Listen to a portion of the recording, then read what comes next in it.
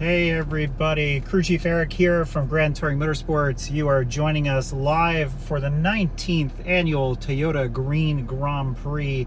This is really a time distance rally sanctioned by SCCA, the Sports Car Club of America. The idea here is to promote, obviously, green initiative vehicles, but also maximum efficiency when driving. So there's a mixed class of cars here, from gasoline to diesel to electric to hybrids and everything in between, even some alternative homebrew cars. I'm going to be out here.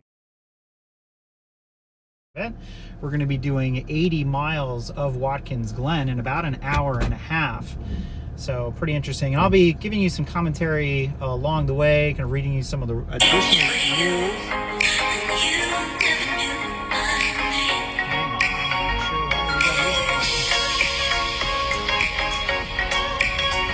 We are going to do an orientation lap here at Watkins Glen. All right, we are back. We are back here on Watkins Glen. So we are using the full course of Watkins Glen. It's 3.4 miles. We're going to be doing, again, about 80 miles. I've read also in the documentation it's about 74 miles total. I'm going to go ahead and reset my trip counter. And we're heading into turn one. What we're doing here is just basically a sighting lap. Then they're going to bring us into the pits for a staggered rally type of start. And then as they announced during the driver's meeting, if you caught that part of the video, the target speed is going to be 46 miles per hour. Now, we're using standard, MyLapse transponder type of devices attached to each car.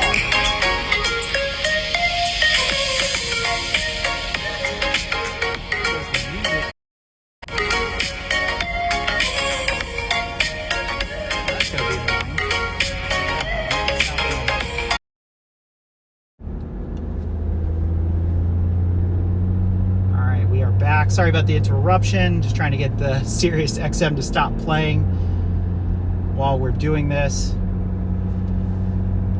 So I've personally had the luxury of driving Watkins Glen for hundreds and hundreds of laps and coaching students through organizations like Hooked on Driving and SCCA and Chin and others. So I'm going to be trying to drive the race line as much as I possibly can. That way I can maximize my momentum. I got to play with how the Jeep is going to do in the tow section of the boot here at the Glen. We are using the full course. We're going to use, you can use the bus stop. I'm going to try to run, again, the racing line as much as I possibly can.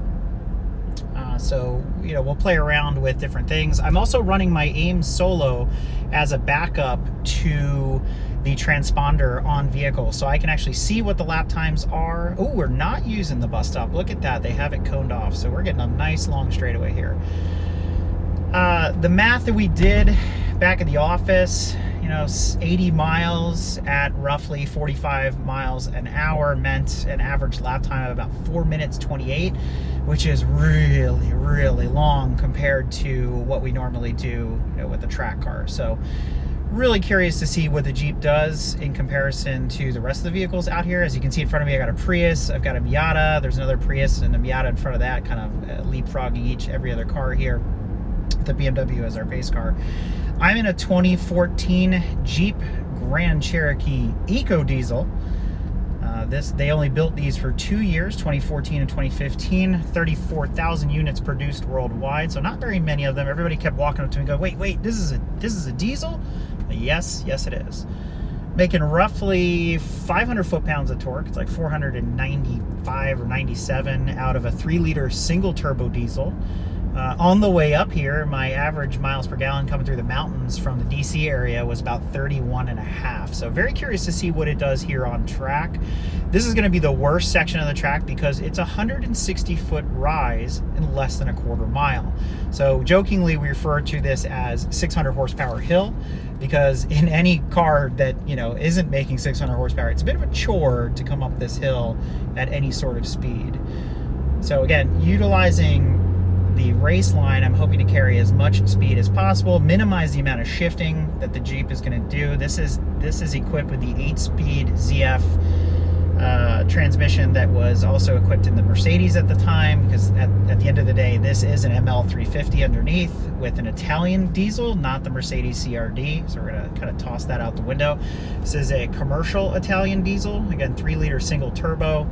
So I've had really good, luck with it, reliability. It's been a great hauler. It can tow almost 7,800 pounds. So it's been great for just about everything. And I am also on air ride suspension and not coils. So the Jeep I will kind of, I'm not going to say cheat a little bit, but I'm going to put it in aero mode so it will drop itself down. And that way it's a little bit more fuel efficient, going down the road.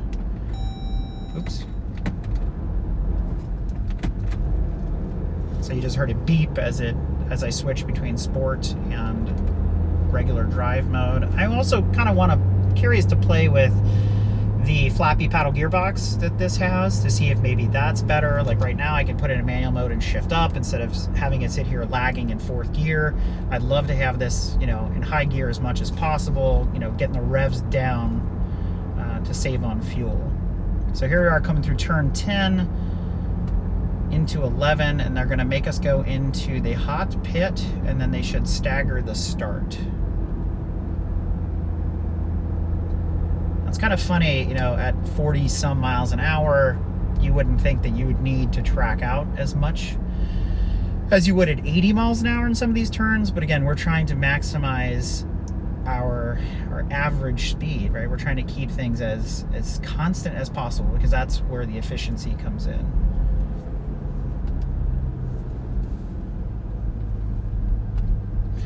There is a 4-minute mandatory pit stop. I don't know when exactly I should take it. Can I take it at the beginning and just keep running? I mean, the diesel doesn't really care.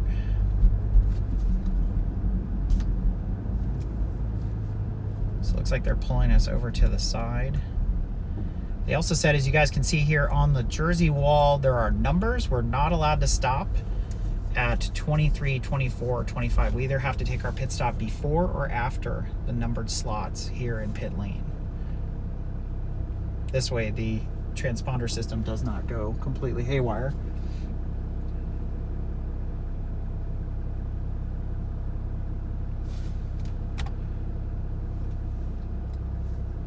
Turn my center screen off. Well, actually, I'm not going to turn my screen off. I am running the air condition. It's 71 degrees outside right now. I'm kind of thinking I might just shut that off, gain back a little bit of economy. I'll put on circulation. If I start to boil, I'll put the air on. This motor makes so much torque, it does not really care if there's not a ton of parasitic loss with the air conditioner on. And by the way, I can see the chat, so if you have any comments or questions, throw them up there. Happy to debate, happy to answer questions about the track. So we are just waiting for this officially to kick off. By the way, that orientation lap was like 6 minutes. So we're going to go a little bit faster than that, hopefully. I'm hoping they give us at least 10 or 15 second stagger between cars. As I mentioned, there is a gas class, so that's why we have, NA Miata out here running. There's also a Saline Mustang. There's a bunch of other, it's everyday kind of cars in this event alongside of the Prix and myself, and there's a Ford Lightning out here. There's also a Rivian SUV, a bunch of other stuff. And then later today, there's going to be an autocross, which we won't be participating in with the Jeep, but we will be streaming it or recording it, if nothing else, from the autocross lot. And that's where you'll get to see some of the Formula SAE EV cars that have showed up, some of the homebrew things that are here. There is a Geo Metro that was converted to an EV that I saw in the paddock. So there's some interesting stuff out here. Didn't see anything really oddball like Bob had talked about on the podcast episode that we did on Break Fix, where nobody showed up with any steam-powered or, wood-powered kettle cars or anything like that. Everything seems pretty germane in the lineup here. We are limited to 45 cars, which is still a lot of folks on track, especially spacing everybody out on a 3.4 mile circuit.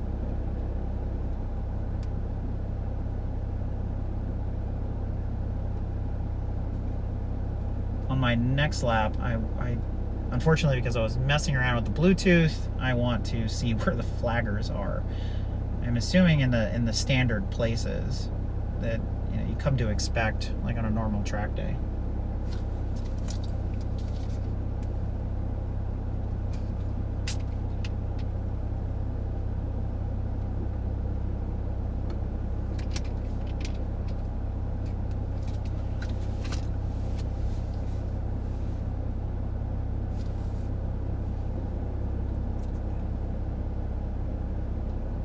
Luckily, the Jeep's pretty quiet. I'm sitting here. Oh, we got a green flag. We have a green flag. First car off.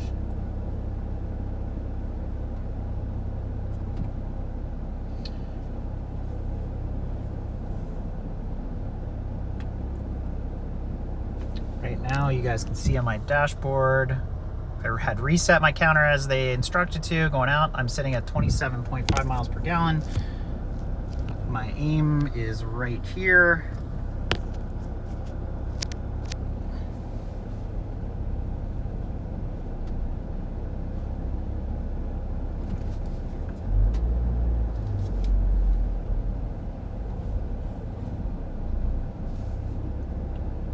Just waiting for the green, and we are a go.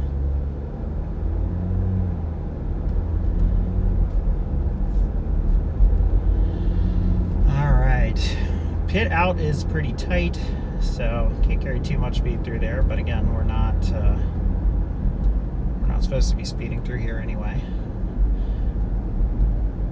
I guess I don't have to worry about the blend line, but I'm going to do it anyway. It's just good practice.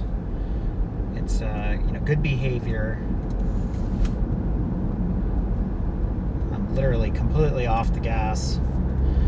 So I'm at 41 miles an hour, GPS confirmed, 44, 45. I'm gonna turn on the cruise control at 45. There it is, 46 according to the aim, and let's see what the Jeep does. So coming up the hill, turn 2, it just double downshifted to 5th gear. I wish I had a boost gauge in this or the performance package from Mopar to be able to show, what the engine is doing. Just upshifted to 5th gear. What I'm hoping though is I don't end up with a regen during this, which is like 12 to 20 miles of torture, and the fuel consumption goes completely down the drain as it's doing that. I was hoping it was going to do one on the way up here because it's about a 260 mile drive from home, but did not happen. So the other thing we're going to do is, because we're not quite aero mode, I have to drop it into sport, and it should lower the car. I feel the nose going down. There it is. It just says aero mode confirmed. You can see that. So they just dropped the Jeep down. I'm going to put it back in drive instead of sport because we don't need to keep the revs up. So I'm just going to take this super late. This is a maintenance throttle corner on any track day anyway. Here's the apex cone, just on the edge of the gators. It's kind of funny because it is putting the brakes on with the cruise control, which is kind of super annoying. But it's doing the braking for me, so I guess I don't have to worry too much. Normally I would take this a little tighter. I don't know how convinced I am that the Jeep will go through here under full cruise control, so I just tap the brakes. I'm going to nose it in. And I'm going to just hit reset and let it pull through on its own. Use every inch of the track and just run the race line. I do have a feeling in this instance though that the cruise control is probably going to work against me. So here I got to brake. I got to set this up. I'm going to take it late. I'm going to let the Jeep just kind of nose in. I'm going to ease onto the throttle. It just downshifted to 5th, and I'm barely touching the gas, hoping that the turbo spools up and does the work for me. I'm holding the turn at 38 miles an hour. So maybe we can get through there a little bit faster. I'm going to hit reset. We are not supposed to pass in this section of the track, but also wondering why they're over there, because all this movement back and forth, yes, it's adding length, but I don't get it. I'd rather drive the race line. There's our turn-in point, and here comes the apex. am completely off the gas. My fuel consumption calculator has jumped to 28.5. Again, for a 5,000 pound SUV with full-time all-wheel drive, I cannot complain with how this motor runs. I also don't think I've ever driven it this slow. I mean, my mileage per gallon coming up to the Glen was at 68 miles an hour or whatever with the air conditioner on. So we are going to see if we can get around these Prix, because we are doing less than the target speed. They said the minimum is 35, but I'm tired of the Jeep shifting, so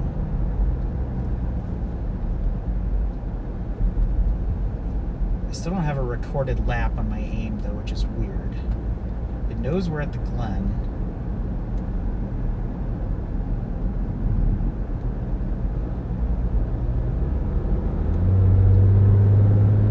Alright, I'm gonna put my turn signal on, going around these guys.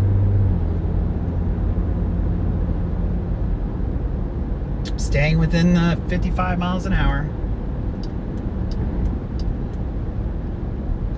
Oh, there we go. 4:52.96 was the last complete lap. So we definitely need to go a little faster. I do think they should have talked about the blend line. I'm going to cut into turn 1, and hopefully this guy looks over his shoulder and he sees me, because otherwise it's going to get really ugly real quick. And we got two cars coming out at the same time. I should have right away, but they didn't talk about this. So we're going to hang out here. I'm going to cut into 2. Now I'm just driving.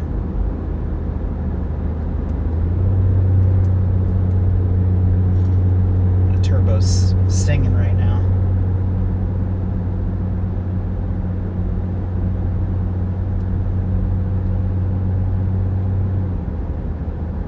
Seventh gear.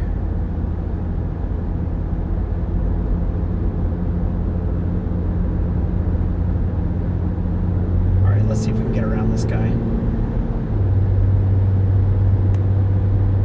Since there's no bus stop, I don't have to prepare for turn 4. I can just go right around him.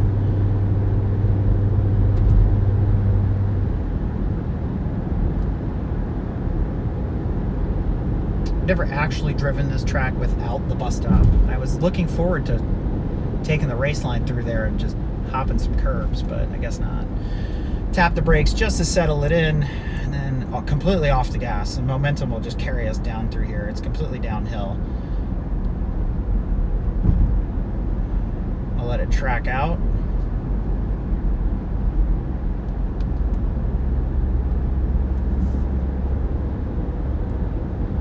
I'm going to try to shorten up 6. I'm going to tap the brakes, nose it in, and let it track out. My tires are not even squealing one bit. For anybody that's curious, I'm running Pirelli Scorpion Verdes. I'm on 20-inch, 265 50/20s is the size I'm running. Not nearly as large as an SRT8, but the largest that Jeep offered at the time, compared to the base models that were running 18s.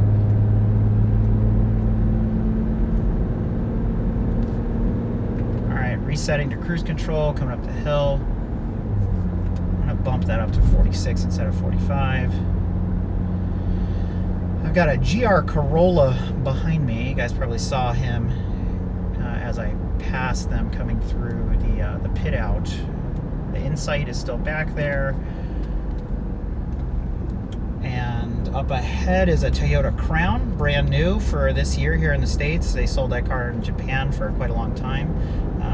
Another part of Toyota's hybrid fleet. Toyota is the name sponsor of this particular event, so cool to see them bring out cars like the GR Corolla. They've got a Camry, they've got a bunch of other stuff to include the Crown and the brand new Prius, which if you haven't seen the new Prius, looks a lot better than it did in days past, so the redesign is quite nice.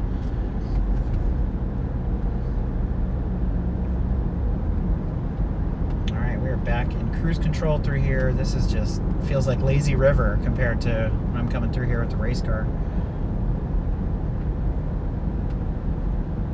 Let's see what this lap brings us in terms of lap time. Again, we calculated back at the office about 4 minutes 28.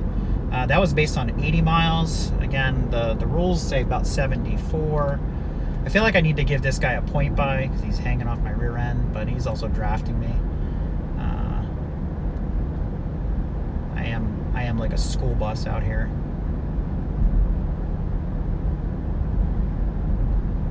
All right, we are at 4:07. We dropped 40 plus seconds on our lap time.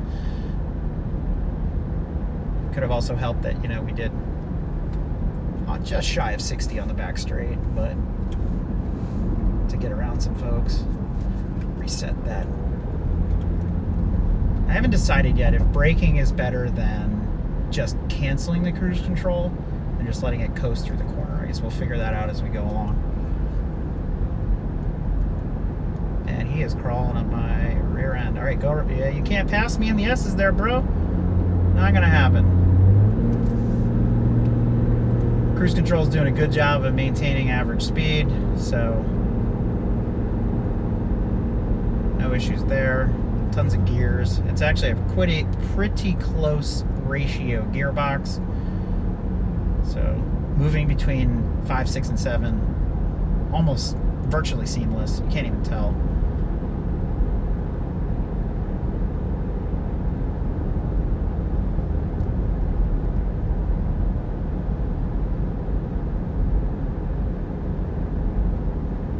We are 22 minutes into this. This ends at 11:45 Eastern Time, and then we move on to a tech talk and a brown bag session at noon in the media center, and then the autocross will be after that.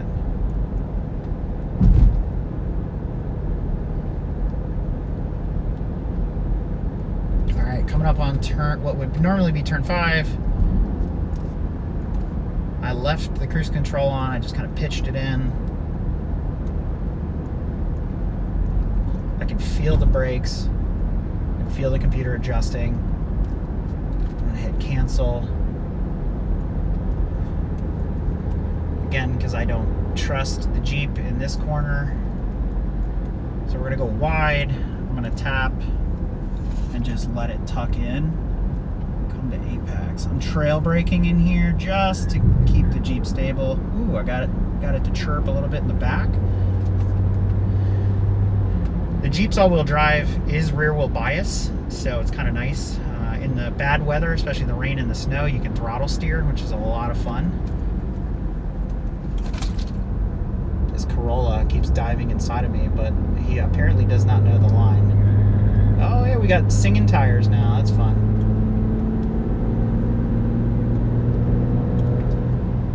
All right, go around. Go, go, go. You go. Not gonna bother me.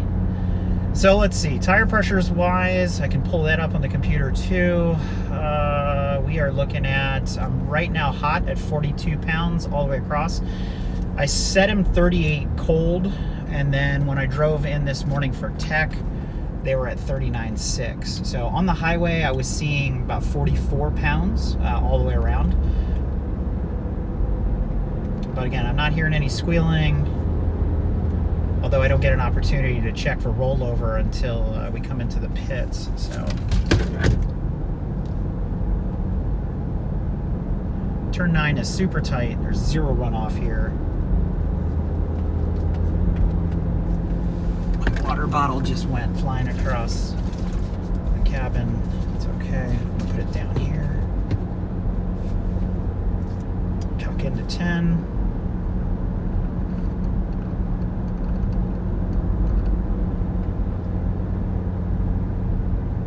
I mean, if I was a guy in the GR Corolla, I don't know that I could do this at 45 miles an hour. I mean, I would want to be doing at least 100 down the straightaway. I mean, come on. You got 300 horsepower on tap in that thing.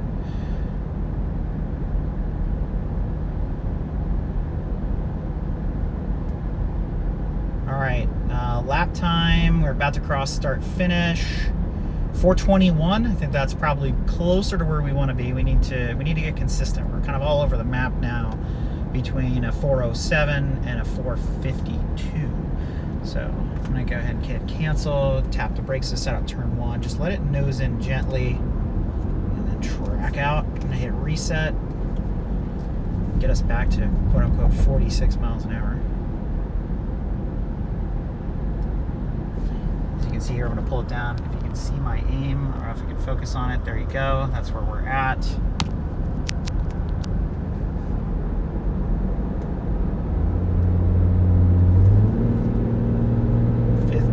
It's climbing. This would be a good time to look at oil temps too.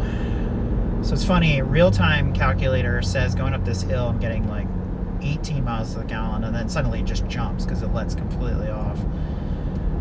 Average by computer 29.7 miles to the gallon, 29.6. Let's see what else we got here in terms of data can share with you guys. Let's see. Transmission temperature is 168 degrees. Oil temperature is at a constant 203. I am running 201. It looks like it just cooled off. The Jeep does come equipped with some interesting front shutters that change the temperature, the cooling for the radiators and the intercooler and stuff like that, because diesels are super efficient when they're kept warm and kept at a constant, RPM range. So it tries to do all these adjustments to maximize the efficiency so it can pull back fuel. So I'm bouncing between 201 and 203. It's currently 72 degrees outside, so it's interesting. I am running Mobil 1 turbo diesel oil. It's a 10W40 that you can buy off the shelf now at Walmart. You didn't used to be able to find it just about anywhere, but I switched to that. I used to run Spec Chrysler oil. I used to run Total. I've tried Motul, things like that. The turbo diesel Mobil 1 seemed to be the best so far until I got introduced to Evolve, which is a non-petroleum based oil, and my service interval is getting pretty close, so I'm going to switch over to that as I continue to switch over my fleet of vehicles to Evolve. We did it first on my wife's Pacifica hybrid, and it made a huge difference. Dropped about 10 degrees in terms of oil temperature with the AC on in the mountains on a long trip, and her fuel, her MPGs have also gone up, which is nice. So, and as they make their claims about the oil, so that's good. I don't know about horsepower because we haven't dynoed it, anything like that, but realistically, the logic there, the science is the cooler you can keep the motor, the more opportunity you have to be more efficient, right? It's going to move, the viscosity of the oil is better. Keeping motors cooler, they're going to run better, more efficiently, things like that. So I don't want to dive too deep into it. Plus, I need my resident chemical engineer to kind of fill in the details and all that stuff. Anyway, I'm techie, not sciencey. It's very different. If this is a regular track day, I would be bragging about how the GR Corolla could not shake me, but since we're all basically doing the same speed, I guess it's not fair to say. You couldn't lose me. No, I had you going into turn 10. Let's see, what else kind of data do I have available to me here? My alternator's charging, got plenty of DEF. Tire pressures, I'm right at 43. What's funny is the left front is not as, normally you'd be beating it up, and it's actually running at 42 compared to the rest of the car. So I don't have anybody drafting me, so I guess when you guys look at the other video with the rear-facing camera, that's kind of super boring, I guess. That insight is really far back there. All right, 424. So last lap was a 421. We're at 424. If we can sort of lock that in, we might be okay. All right, turn 1. A little singing from the right side of the car. It's interesting. I can only imagine what the suspension deflection is like on these turns. I will say I have had this Jeep on other tracks at speed and in bad weather conditions as well. It is a lot of fun. The handling of this thing is actually quite good for being a 5,000 pound SUV. The all-wheel drive is pretty amazing. Again, it's rear wheel bias, so you can have a lot of fun with it, especially throttle steering it through corners in the rain and stuff like that. You know, you see Jeeps all the time on the road and you're just like, oh, it's just another Jeep like anything else. But it's actually quite a formidable vehicle. I've been in some other SUVs where they feel very top heavy, they just feel cumbersome, you know, or it may be very rigid. Like take you know, one of the Toyotas that's still built on, you know, a body on frame type of thing, and it just has that kind of pickup truck feel to it. The Jeep's always been a little bit more luxurious. You know, you can feel like maybe you're more like in a Chrysler 300 driving around than you are, you know, in a truck. The interior on this one in particular is more similar to like a 300, so it's deceiving. Very smooth, you know, no real issues to report.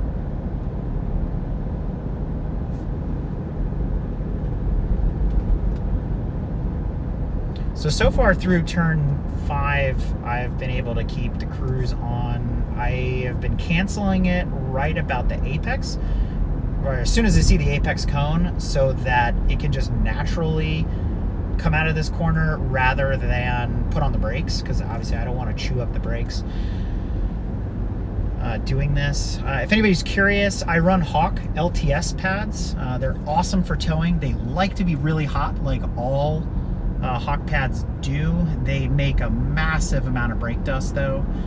We always use this vehicle as part of our wheel bake-off every year when we're cleaning our wheels and we're baking off different wheel cleaning solutions. So we usually start with the Jeep because it's kind of gross, and then we move on to the race wheels because they're even worse. The DTC Hawk pads are really some caustic brake dust, and they're pretty gross, and they can mar up the wheels pretty well.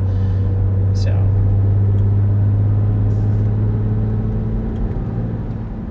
come on, re-engage. So far I haven't dropped lower than 5th gear in the slowest corners. Just kind of letting the Jeep do its own thing.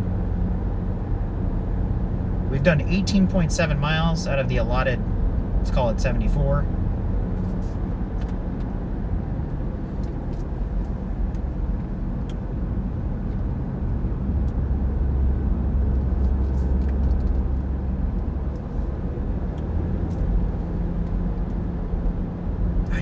Really feel when the cruise control kicks the brakes in.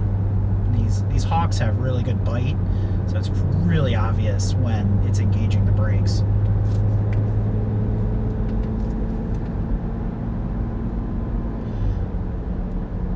Now, I'm not going to go crazy and do any sort of hypermiling, you know, put in neutral and coast and all that kind of stuff. That's more fun in a manual than, you know, forcing the transmission. And I don't want to miss a shift and, you know, have it yell at me that I tried to put it in reverse by jumping back in gear or something like that. So, or mistakenly slam it into park. So I don't want to do that. Little chirp from the front tires. So what I've been doing now is canceling the cruise going into the corner and then resetting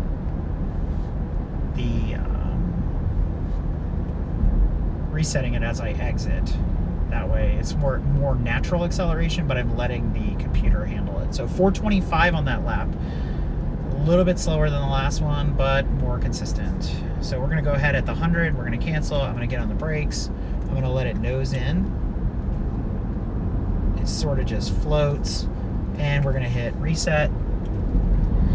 So what's nice about the air suspension over the coil suspension on this vehicle is the air suspension is always adjusting. So it kind of compensates in the corners, which is really, really nice, trying to keep it as level as possible all the time.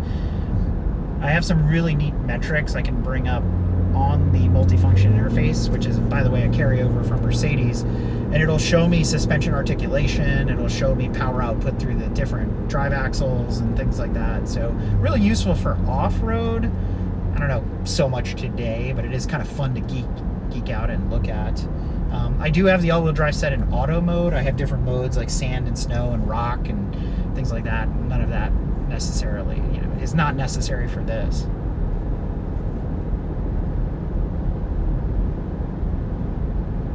Oh, my onboard computer is saying, look at that, 30.6 miles per gallon. I just dropped to 30.5.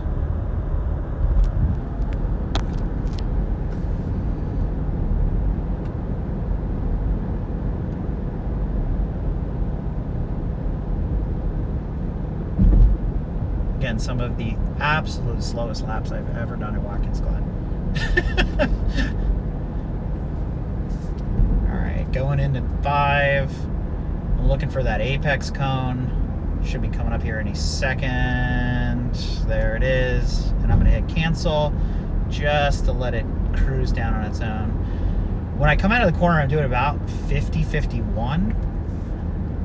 So picking up a little bit of speed, but I need that because I have to sacrifice it going through this corner. And I'm going to take it wide and just let it pitch in. Coming through here at about 42. A little bit of singing from the tires. I'm going to use all of the track out to regain my speed.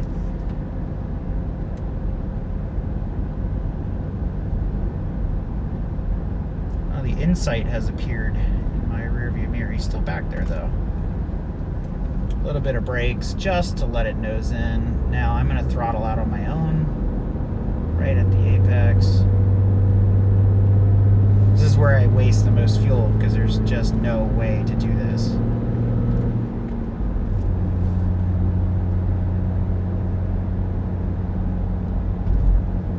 .8.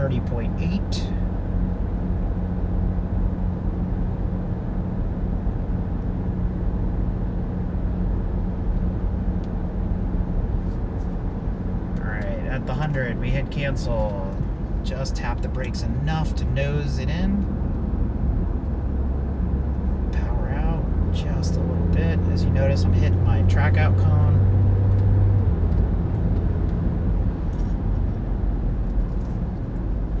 A little bit of brakes to set up 9, just because I'm apprehensive of coming through here a little too quickly. Back into cruise control. Our exit speed there was 43, which wasn't too bad, so it didn't even really do anything in terms of adding more fuel. It seems to just be hanging out in 6th gear the whole time because we're not going fast enough for it to double downshift and go into basically what would be double overdrive.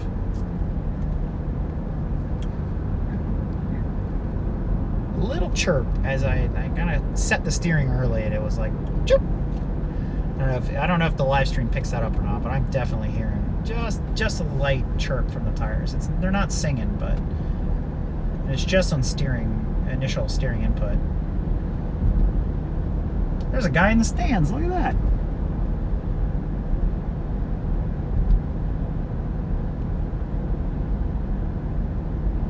All right, coming into turn 1 again. We'll hit cancel at the 100.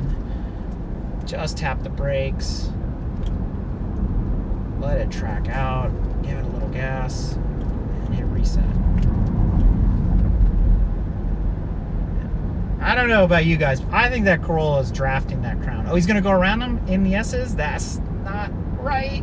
We're not supposed to do that. Oh, he didn't, but he is really close. Really close. 31.3 miles per gallon. Done 23 miles. I'm thinking somewhere around the halfway point we will come into the pit and take that 4-minute break. I'm just not sure when I should be doing that. The other thing they didn't say is whether or not the vehicle has to continue running the whole time. Obviously if I can turn it off, it sort of feels like cheating. Like maybe it shouldn't be running the whole time. I mean, diesels are really efficient at idle. Like turning them on and off actually wastes more fuel. Especially most cars have a 8 to 20 second enrichment where they're dumping more fuel when they're first firing back up. Now that changes due to cold start versus hot start, but still it does take more fuel to start and stop an engine all the time. Why did these guys slow way down? How did we catch them?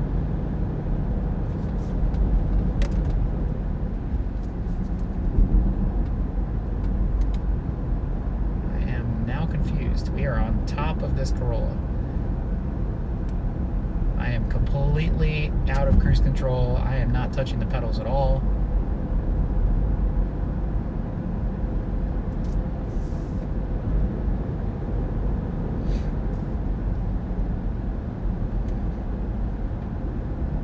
If anybody's out there, you want to join the conversation, you can hit us up on Discord. Look for Pitbox number 14 by Grand Touring Motorsports out on Discord, or check out any of our websites, gtmotorsports.org or club.gtmotorsports.org for that link. I think we're gonna get messed up on this lap because I have been I kind of fell into a little bit of red mist here chasing these guys, and I haven't been really good about getting back into the cruise control. Coming through turn 7 here, the toe of the boot, 36 miles an hour.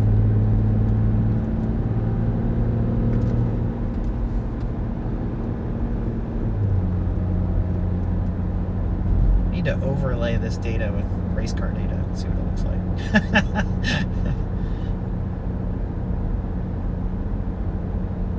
It's a little different going into that turn at 100 plus, scrubbing off speed and then trying to get out of it as quickly as possible.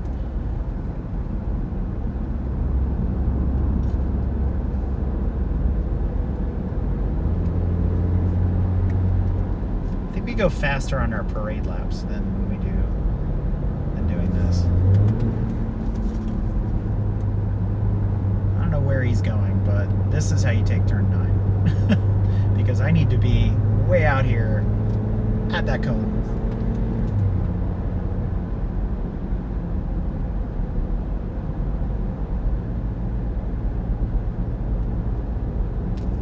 Just throw it in there. I am barely on the throttle. We're at 31 miles to the gallon.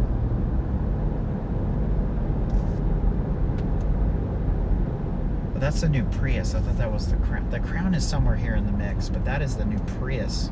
I haven't been so close to it yet to see it, but I saw it at the DC Auto Show in a different color. Looks interesting in a metallic white. It's like the same color Mattel uses on some of their Hot Wheels.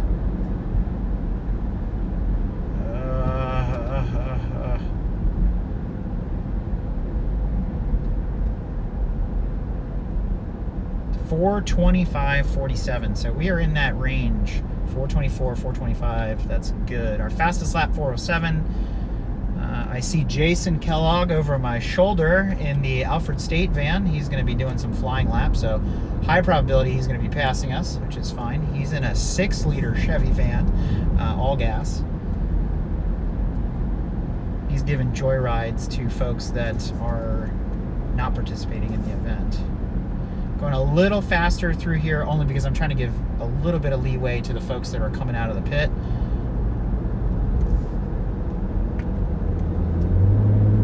No, that was a double kick down. Didn't want that. What are we doing here? All right.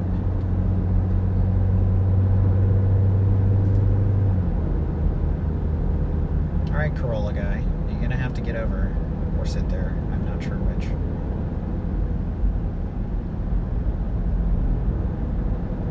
You're killing my lap. So I'm going to set the cruise. We could go 4 wide here. I mean, it's not the end of the world. 3 wide for sure. Just wave low.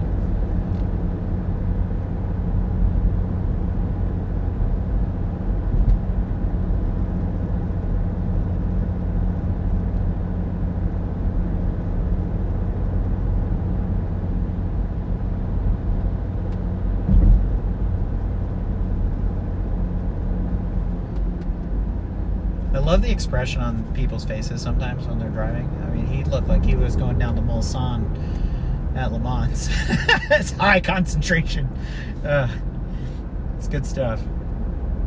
It is a lot of thought to do this because my natural instinct is to want to put my foot down and just go around everybody.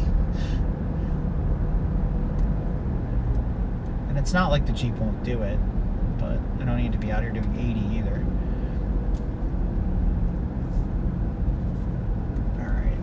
throw it in the corner to get down to the apex, which is way down here.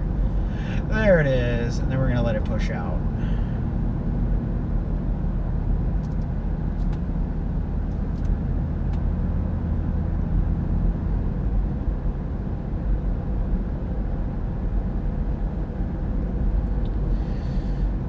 The rule should be passing where the wheels are perceived straight. That would make this easier.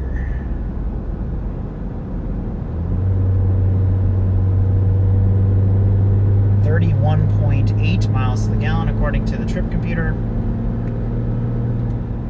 Alright, we're going to go around these guys because I'm not going to sit here all day.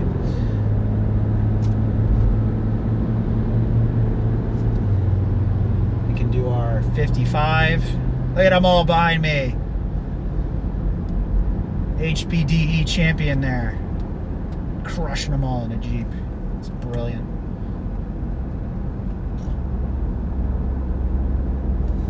Alright, we are back in it.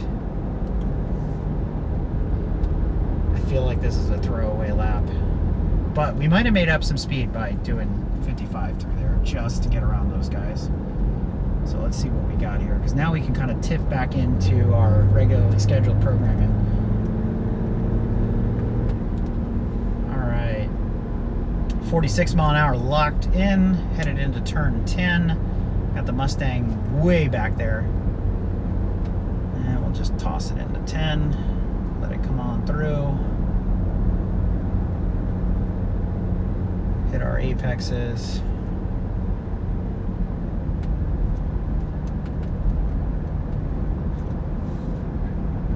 They also didn't say whether or not I could take my pit stop at the end. There's so many questions about these rules.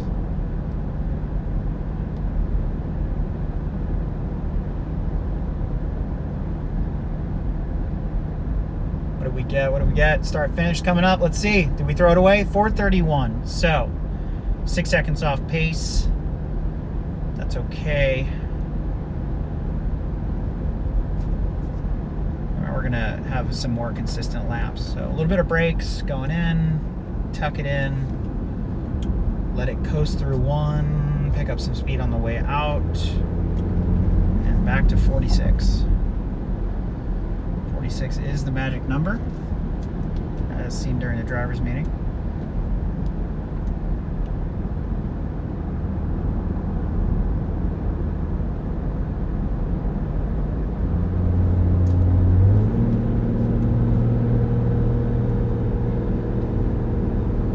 Watkins, Glen. And there are people everywhere. If you cameras.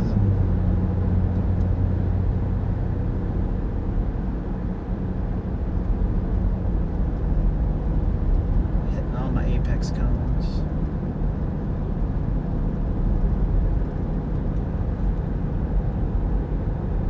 We are at 31.3 miles to the gallon after 30 miles of distance. My fuel gauge hasn't even budged.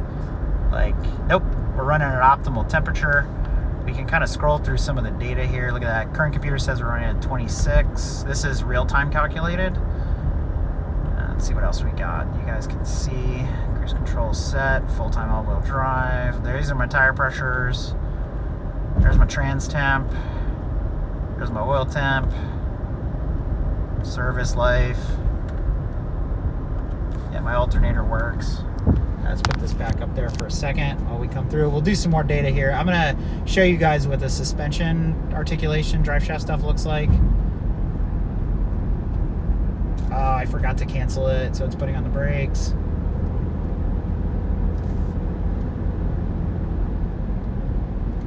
All right, it is 10:30. There's still like another hour of this to go. So I apologize if you think it's boring. It is it's actually kind of exciting in a way. I mean, just driving on track in general is pretty exciting, but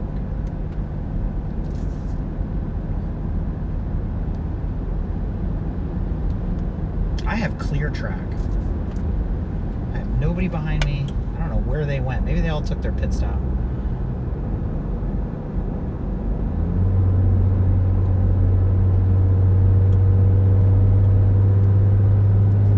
All right, we are coming out of 7, accelerating up the hill. locking in our speed.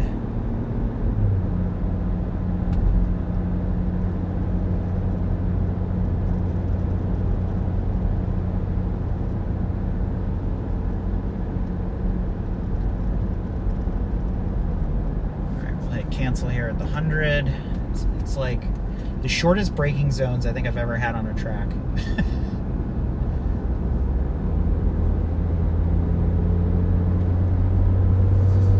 And unfortunately, I can't get rid of that tendency to want to just set the nose up to get it to bite. And so, you know, the track habits are hard to break.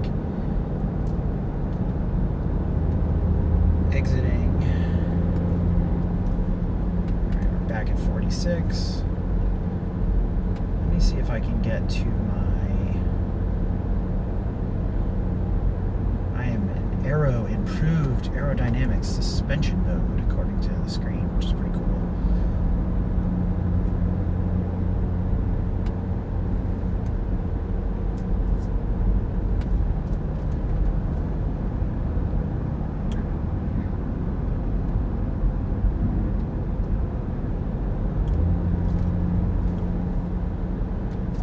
So you guys can see here, there is the steering angle, which is not going to be a whole heck of a lot.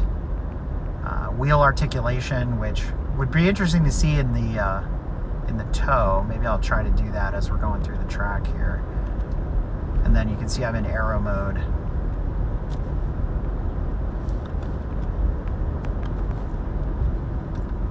All right, just cancel the cruise control. You can see there where the axles are shifting, it's turning orange and then delivering power there.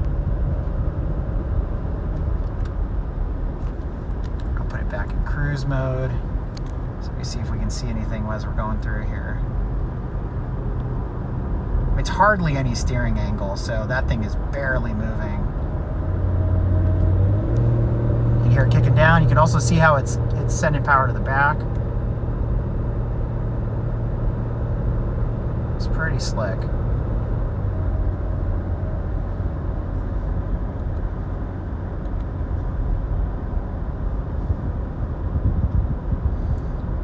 Got a 24-gallon tank in this thing, so you can imagine what it costs to fill it. But on an average range of somewhere between 650 and 700 miles, I mean, I need to stop before the truck does generally. So 31.3 miles per gallon and holding, that's really not bad. I mean, again, we're on a racetrack doing 46 miles an hour. So, and it's not like this is completely flat. Again, the elevation between turn 2 and turn 4 is a 120-foot rise. The elevation between the midpoint between 7 and 8 is 160 feet. So, and it's a lot shorter distance, so it's not like the motor's just sitting here doing nothing.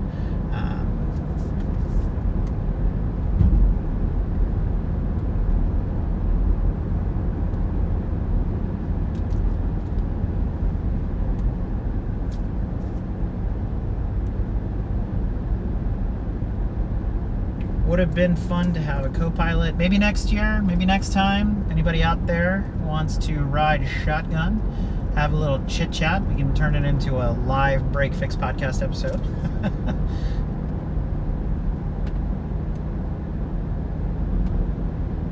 If you haven't heard of our podcast before, you can find us on all the majors, all your favorites: Apple, Spotify, Google, and then we're even available in places like India, on Ghana, and other networks like that. All you have to do is search for Break Fix, Break/Fix, or Grand Touring with no D, GRAN Touring. We are also available on Podbean and a bunch of other places, and we're supported through Patreon. So if you're looking to help us out, keep the lights on, keep things going, check us out, patreon.com/GT, as in Grand Touring Motorsports. We put out new episodes every week. The premise of the show, other than keeping you guys on your toes, is to really capture living history, talk to people from industry, designers, race car drivers, all sorts of folks, whether it's artists, whether it's authors, etc., and really capture their stories, learn about how they became who they are, and try to help inspire you to become maybe like them or learn from them. How did, as an example, Andy Pilgrim came over from England and became a pro driver. Well, you probably don't realize that he started his career in IT, and he started autocrossing in a GTI back in the 80s, and how did he get his professional seat? Well, he started in SCCA. Folks like Bill Warner, who founded Amelia Island Concours, came on the show, right? He started as a photographer, as he likes to say, on the other side of the fence, and then moved into journalism, racing cars themselves, and he started the Amelia Island Concours. We had folks like Lynn St. James on the show, talked about how she went from running SCCA and Trans Am cars and finally made her way into the Indy 500 as the oldest rookie of the year at 42 years young when she did that back in the 90s. And she's still out there racing today, and she's an inspiration to women in motorsport everywhere. We've had authors on the show. Lee Raskin, a world expert on all things James Dean and the 550 Spider and 356. We've had folks like John W. Warner IV on. He wrote a historical fiction, or what they call revisionist history, revolving around Ferdinand Porsche and all the things that were going on in World War II. Great read. We've had folks like Larry Jorgensen on, talking about shipwrecks and finding 260 Chryslers that went down in Lake Michigan. We've had Barbie the Welder on as an artist. She's awesome. She does a lot of stuff for the motorcycle community. We just recently had, speaking of the motorcycle community, we had folks like Clive Savakul on, who's a AMF pro rider. And now he works as part of the AMF board to bring more safety to the motorcycle racing community, stuff like that. So again, the stories are all over the place, and they're a lot of fun. And then we do have sub-arcs on the show. We do things like What Should I Buy, which is always a roundtable panel discussion with petrol heads and experts talking about what first-time collectors should do, or should buy rather, whether it's Italian cars, classic muscle cars, Porsches, whatever. So those are always a lot of fun. And then we do have a monthly news episode, which airs on the last Tuesday of every month, and we call that our drive-through. And the idea is we're capturing stories from all over the community, from different manufacturers, talking about EVs. There's always some Tesla news in there. We mix in some fun stuff, like we have Florida Man stories. We also talk about local news and events that are coming up, and we have promotions on there. So if you're looking to save some money and you want to come to places like Watkins Glen and try it for yourself, or I can't recommend enough hooking up with Hooked on Driving. That's hookedondriving.com, especially the Northeast region. Watkins Glen is in their territory. We do have a promotional code you can use to save some money at checkout. It's BreakFix23, as in 2023. So BreakFix 2023, all one word at checkout. You can use that to save some dough on your registration if you want to come out here and turn some laps in whatever you've got, in your garage or at home.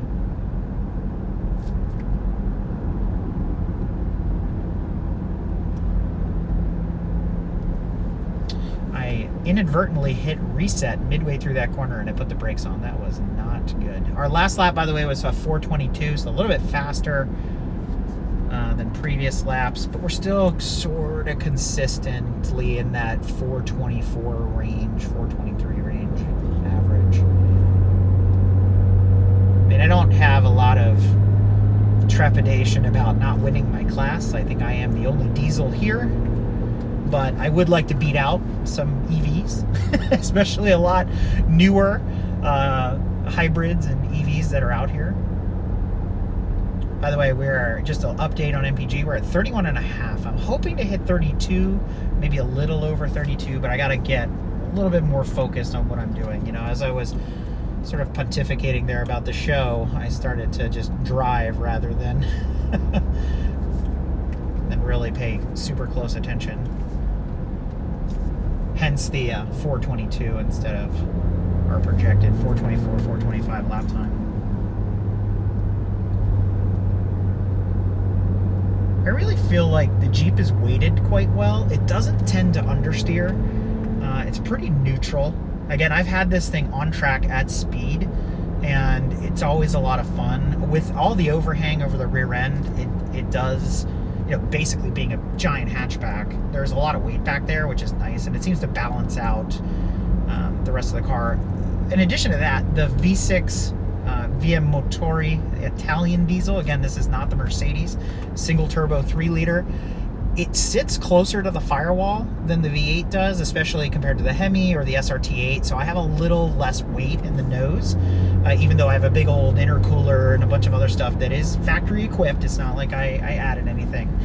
You'll notice on my Instagram, I put up kind of a collage picture there, at Grand Touring Motorsports on Instagram. You'll see that I did do the intercooler piping kit upgrade. It's recommended on these only because the intercooler piping is, I hate to say it's junk. It's very thin silicone. It tends to swell, and unfortunately the main pipe on the upper side of the motor will rub against the engine cover. That plastic, you know, says diesel Jeep there, you know, when you lift the hood. So a lot of folks that I know that have these, I mean, we're in a small community with only, you know, 34,000 of these Jeeps made. I was told, you know, you really need to do that, either buy the K&N hard pipe or buy the, I think it's like CXG Racing is the one I ended up with, and it's an all aluminum piping kit that's coated, and it did make a huge difference. I do have to keep track of the T-clamps from time to time. I had one that had sort of worked its way loose, and I was venting a little bit of boost to atmosphere, and you could just really hear it whistle under heavy load. So I just had to go back in and put an 11 millimeter on it, and I was done. I double nutted it to make sure that it didn't back off, so sort of a safety thing there, but so far so good. I mean, obviously if you can maintain boost pressure, you don't have any pipe swelling, you know, things like that, you're going to be more efficient because the turbo's not working as hard, you know, things like that. So that was the only real upgrade that I've done to this. Everything else is just bone stock, outside of, like I mentioned, the brake pads and things like that.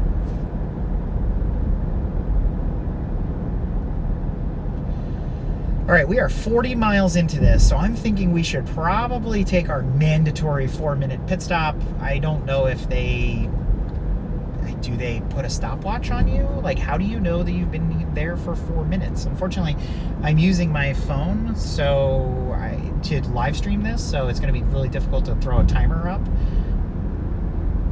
Oh, I gotta cancel that. It's putting on the brakes.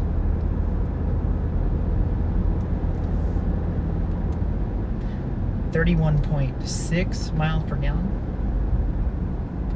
Again, I want to put that in perspective. It doesn't seem like a lot. Like, you know, there's people out there, I'm sure, with Volkswagen TDIs going, oh, I can get 50 miles a gallon, and the Prius guys are saying the same thing. But bear in mind, I'm in a 5,000-pound SUV, and to be doing this and getting over 30 miles to the gallon is pretty awesome.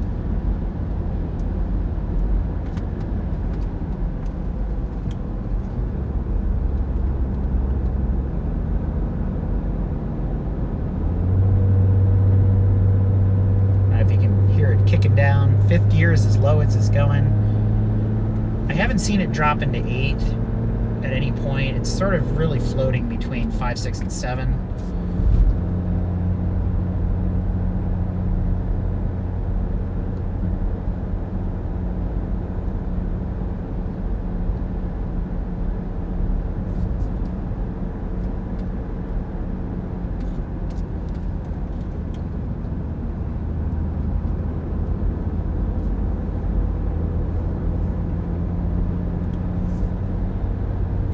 I do love the sound of a diesel. There's just something about that grunt and the whistle of a turbo. It's quite nice.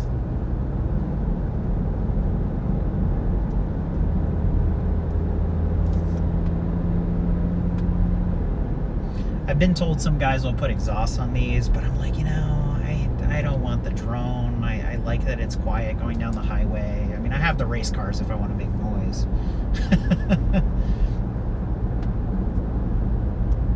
Alright, so I'm going to pit in, and we're going to do our mandatory pit stop, our 4-minute break here. I'm wondering if I should pass start finish just to log the lap so it's not like an 8-minute lap and get a more consistent lap in there. Man, there are a lot of people in the pits right now.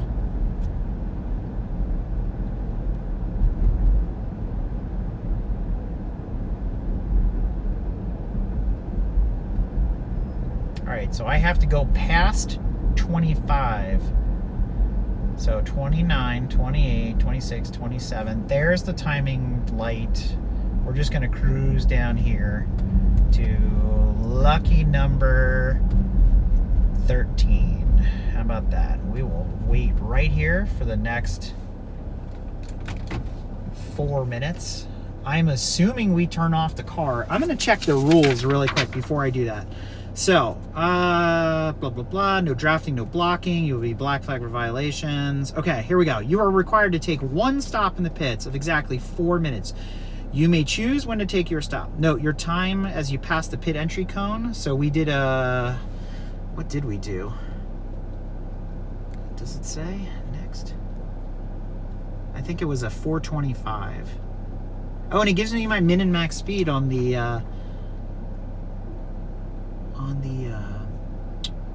aim. That's cool. All right, back to the rules here. So slow gradually to 30 miles an hour. Stop in a pit that is available. Park next to the right side pit wall. Do not use pits 23, 24, or 25. Transponder will interfere with the signal receiver. Plan to be passing the pit exit cone exactly 4 minutes from your pit entry time. Okay, so that was 10:45, so we have to wait till 10:49. If anybody's paying attention to the video, maybe give me an exact timestamp, because I did look down instead of really paying attention to what's going on. But it does not say whether or not I should turn the vehicle on or off. So I'm at 31.8 miles per gallon right now. Again, haven't had a regen, which is fantastic. And we'll just go from there. I guess just keep it running. Again, I have no AC on. As you guys can see here, I turned all that stuff off. 31.7 miles a gallon. We're just letting it just idle. You know, real-time MPG is nothing. So we just wait.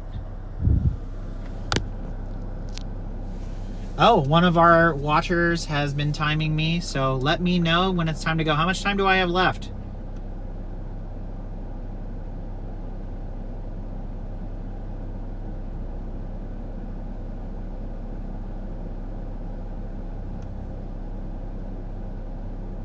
Two minutes. All right. I love it. Back. We have done 43 miles, by the way. So we still have 30 miles to go-ish. Let's look at some of these rules while we're waiting. And I'll be looking for that text message when it's time to get out of the pit, because I want to maximize my track time. Let's see, what else does it say? End of the rally, you will get a white flag that signifies this is your last lap. You will be given a checkered flag right before you enter the pits. Okay, and then it's just a bunch of stuff about where to park and where to go and if I need fuel. By the way, I just want to point out the gas gauge is still on full. It hasn't moved at all. We are losing MPG by sitting here idling for 4 minutes. As you can see, it's dropped. We are 3 minutes in to our pit stop.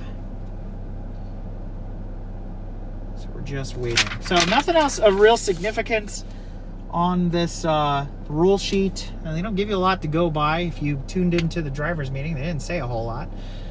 So it's just sort of figure it out. But again, it's all about consistency.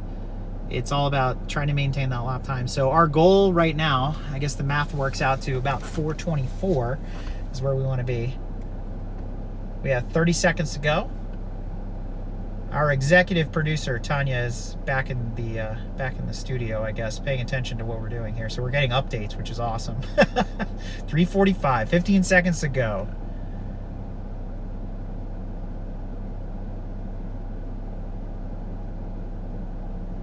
And since I have a second camera, I can be verified that we were timed. And go. Oh, and we are back in drive, and we are out. Leaving the pit at 31.5 miles per gallon. So we lost 0.3 of a mile per gallon sitting in the pit for 4 minutes. So now we're going to try to make up some ground. As you can see, we got the Rivian out there. We're going to get that Rivian. We're going to catch him.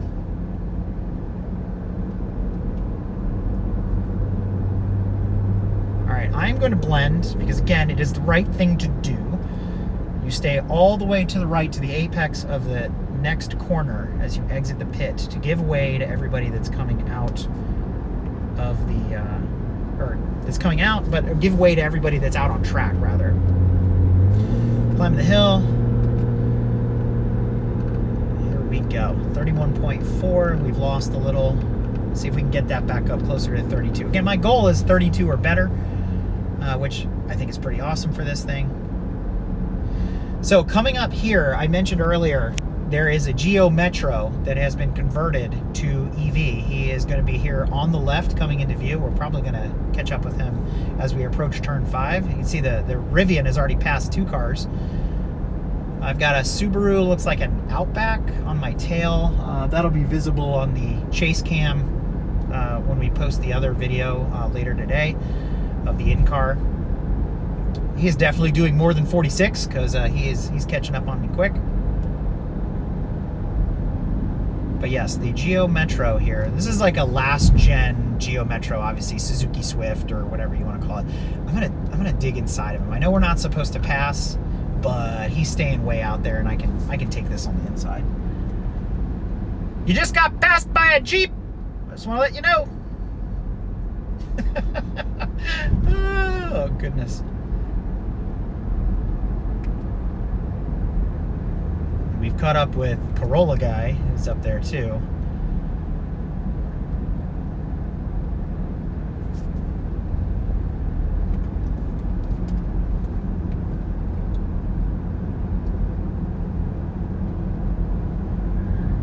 A little singing from the front left. Let's see, tire. Where are my tire pressures at? I'm curious now. Give me data here.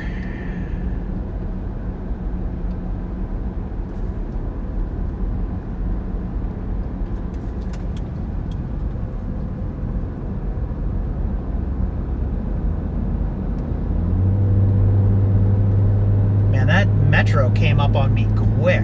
I don't know what he was doing. I'm still floating around 43 PSI with the front left at 42 for whatever reason.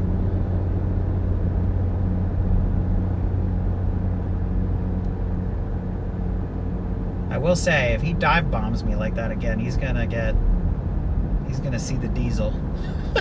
Although, to be honest, this thing doesn't smoke. This is not like the crop dusting, Dodge pickups or, VW TDIs after they've been modified. This thing does not smoke one iota. And that's part of the reason I like it. It's a sleeper. If you don't look for that green badge on the back that says Eco Diesel, it just goes down the road and it's a Jeep. It's like, whatever.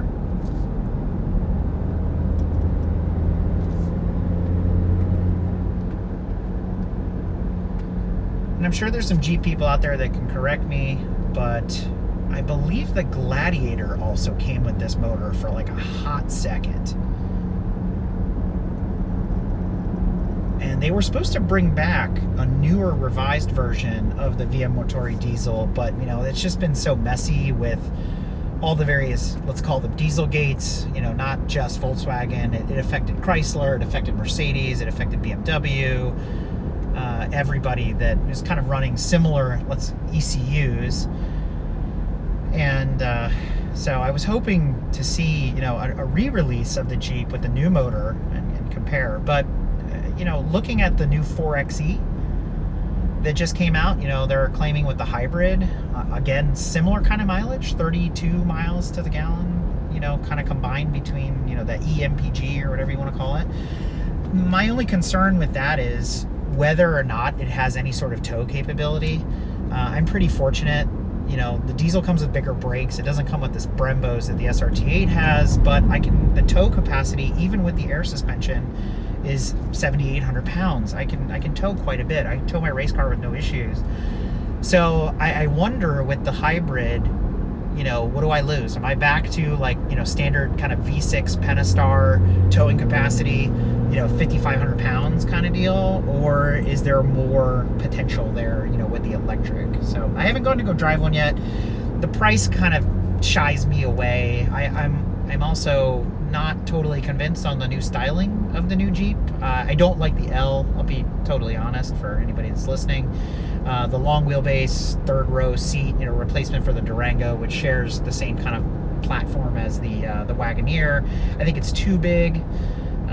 think even this is big for me. It's probably the biggest car I've ever owned in reality. So I have seen the regular Grand Cherokee, and it's not bad. It's very well appointed. I'm just not a fan of the nose. I think it goes against what Fiat tried to do with this, what we call a WK 2.5, where they tried to make it more aerodynamic, which, by the way, I'm not in aero mode. I just now kicked it down. So waiting for, there it goes. It lowered itself, so now I can take it out of aero mode. Or, I'm sorry, I can take it out of sport mode, rather. Sport mode is, again, a way of kind of cheating and putting it in aero mode because it lowers the front end. Or it lowers the whole vehicle, actually.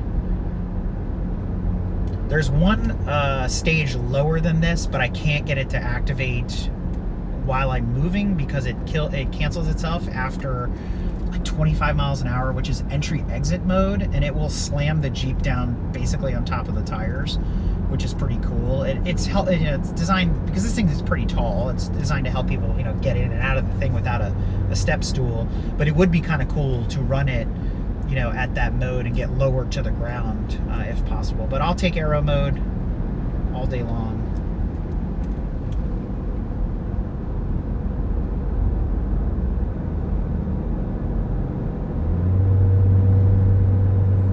Coming out of 7, I feel like we could go a little faster coming out of 7, but we're still targeting that 4:24 lap time.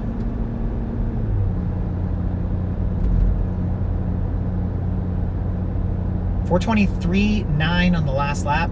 I know you guys can't see my aim if anybody's timing it by stopwatch. The aim is accurate. It will be the same as what the transponder reports to the tower. So not worried about that, but we're right in that target range that we want to be in, so that's good.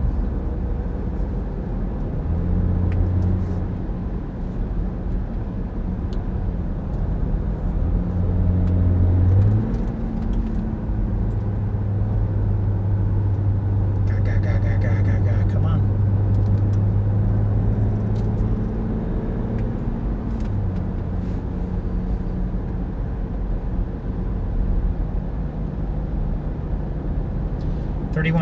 .4.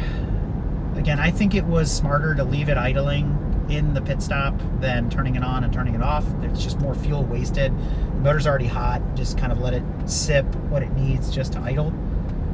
It does idle pretty low, so I think it was a smart move. It's just whether or not we can gain back those 4/10. We're at 31.5, so maybe we can slowly chip away at that. 49.4 miles out of the allotted, I guess it's 74 that we need to do.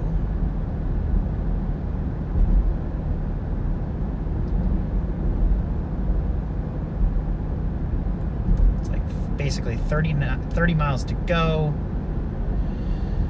We have 45 minutes left. I feel like we're going to finish early. I don't know that we're going too fast, but again, I'm locking this thing at 46 the best I can. I'm coming through these corners, exiting 43, 44 miles an hour. I'm trying to stay as average as I possibly can. So I can't see using the next 45 minutes to go 30 miles. By the way, we've jumped up 31.7. So we're starting to claw back a little bit of that pit stop that we had. Kick down, it's right here between 2 and 3 and in turn 7 where I'm wasting the most fuel just because of the rise.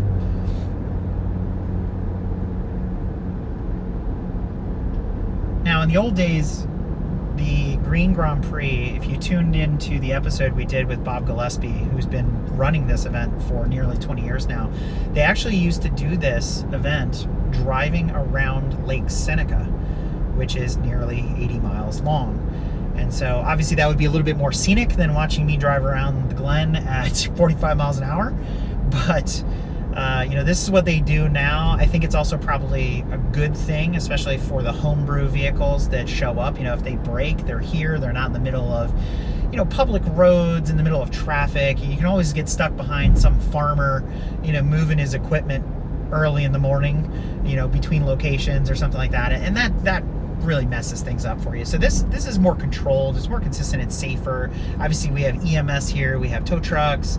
Not that we should really need any of that kind of stuff, but in case of emergency, we've got it available versus on the public roads waiting for, you know, AAA or the police or somebody else to show up. We are not required to run any sort of safety gear, helmets, gloves, anything like that. I do have all that stuff with me, just in case. I know they are going to run helmets during the autocross. I will say, if you're looking for safety gear and you're thinking about coming out to the track, please, by all means, check out one of our sponsors, Project Motoring. ProjectMotoring.com for you can get bespoke and custom safety gear there. So great stuff that John Cafisi's putting together.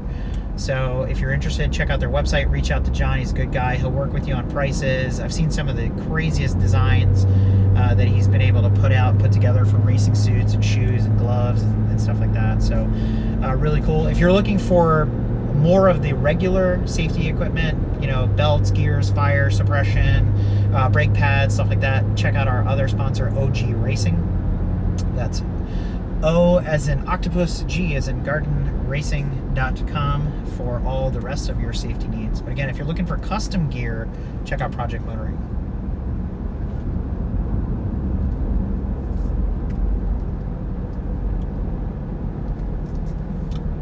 I feel like I should have done an oil change before coming to this event. But I'm also trying to maximize my dollars, right? I don't want to change my oil prematurely because the whole process for this thing requires fuel filter changes and a bunch of other stuff because you're supposed to do it all at the same time. But not that that's really that big of a deal, but I'm really curious. I would really be curious to do this again, running the Evolve oil in comparison to the Mobil 1 that I have in it now. I will be sending this oil off for testing at Blackstone Labs to set a baseline, just like we did with the Pacifica, and we're going to do with all the other vehicles. Blackstone's a great resource, one of the leaders in giving you, scientific testing of your oils. They can give you back information about how the condition of the motor is internally. Are you leaking fluids? Are your bearings breaking down? Or is there trace evidence of certain metals that shouldn't be there? Things like that. And so they're really great for that. And we did an episode, actually a crossover episode, with Joe Adams from Blackstone Labs, and he goes by Blackstone Joe on his show. The show is called Slick Talk, and he explains how that whole process works, how much it costs, what they do, what you get, all those kinds of things. So really awesome. And we've been a lot of the folks here at GTM use Blackstone, especially to maintain the health of their race cars, make sure that everything's okay, and even their tow rigs and everyday cars. So for what it costs, it's well worth it. I've been personally turning some wrenches on some problematic cars that belong to some customers, and I'm like, hey, let's send your oil out for analysis. Let's see what's going on. Why is your Vano sticking? Why is your VVT not working the way it should? What's going on inside of this thing? Why do you have to wait till it gets to a certain temperature? Why is your APR tune kind of complaining about things? So I like to get a baseline on those cars and get a better understanding of what's going on. Maybe there's metal shavings in there or something else that's clogging up, or maybe the oil that they're running isn't really appropriate for the application. So really cool to check out, blackstone-labs.com.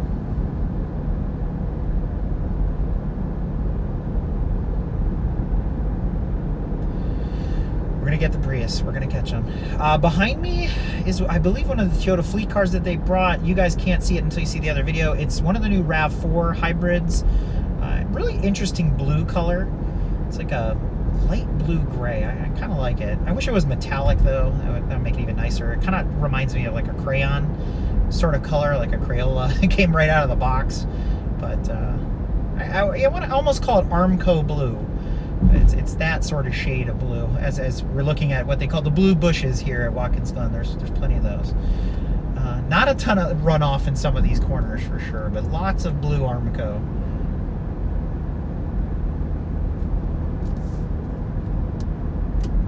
And we're gonna go ahead and kill the cruise control as we see the apex cone. I'm watching that RAV4 lean going through the corners. I'd be really curious to see what the Jeep looks like from the outside.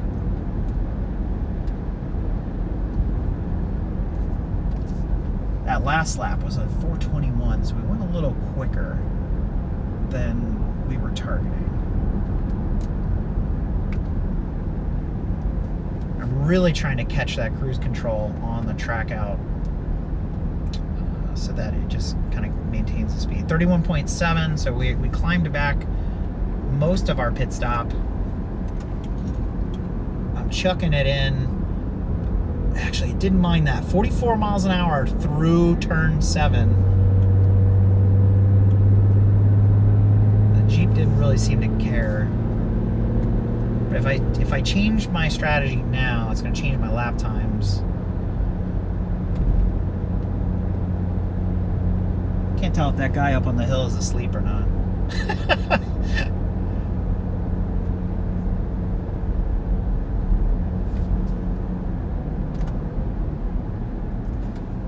Again, I am trail braking into corners like this, just kind of braking late, just because I don't want the Jeep to do anything weird. And it's a very light touch on the brakes. It's not like I'm jabbing them or whatever. Just sort of setting up the nose.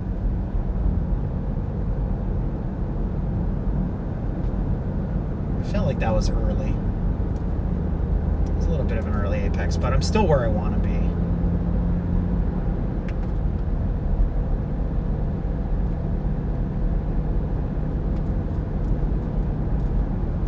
Dive underneath of you, and I can't help it. I don't know what that line was.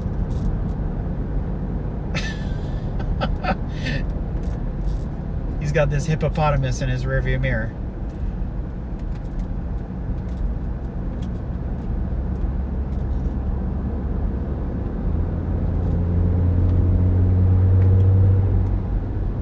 Problem is, I don't want to be stuck behind you, so we're gonna go around him. We're gonna do the maximum 55. Which is going to blast this lap, but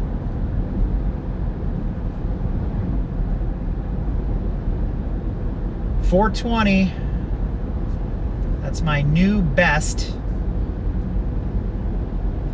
I'm going to go into this tight only because he's hanging over my quarter panel. Just make pretend it was an offline pass. I also wanted to put a little bit of distance on that Prius as we're catching up to the next one.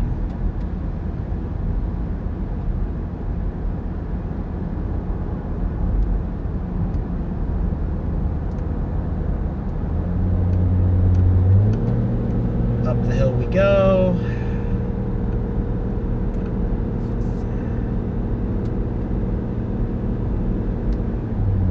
I'm gonna take the pass. Sorry, guys.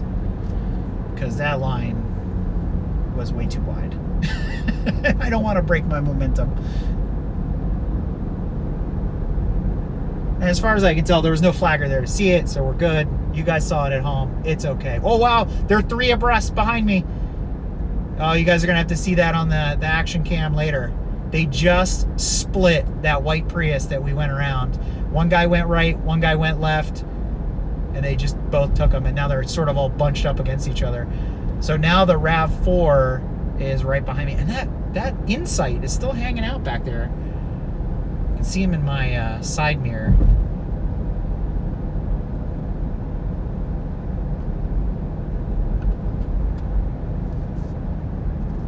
All right, approaching turn 5. We are going to stay into the cruise control until the flagger station here. Just let it coast to track out.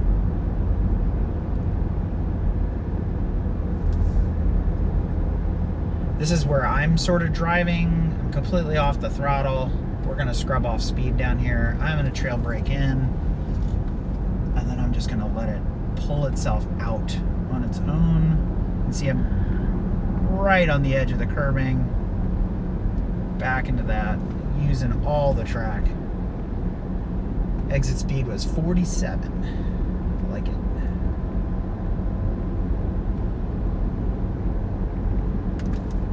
So we're gonna chuck it in, let it scrub off the speed as we come around to the apex. There it is. Oh, I like that so much better. Should have been doing that the whole time.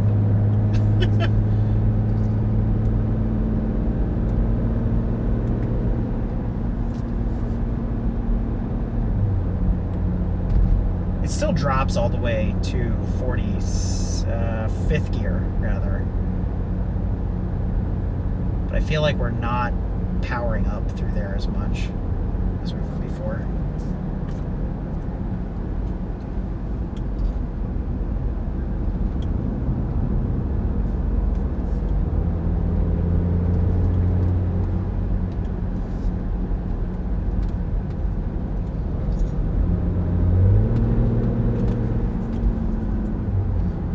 Coming through turn 9.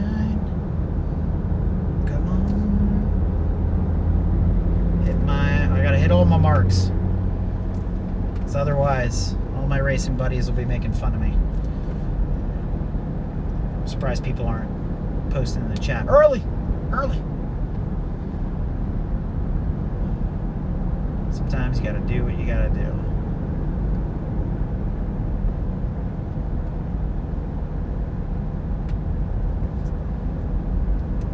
Coming through 11. Crossing over that pit line, but it's all good. 59.3 miles complete. 31.6 miles per gallon average. You can see it right there. We've been out here for 1 hour and 29 minutes.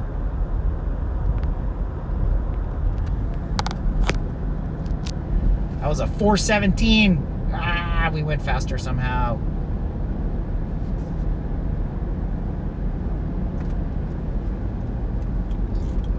Trail brake into turn 1 just to get it nose in, use the curbing, and back into that cruise control.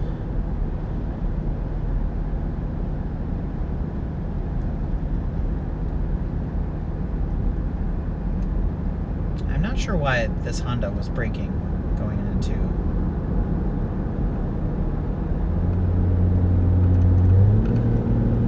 I did consider like left foot braking just for the practice.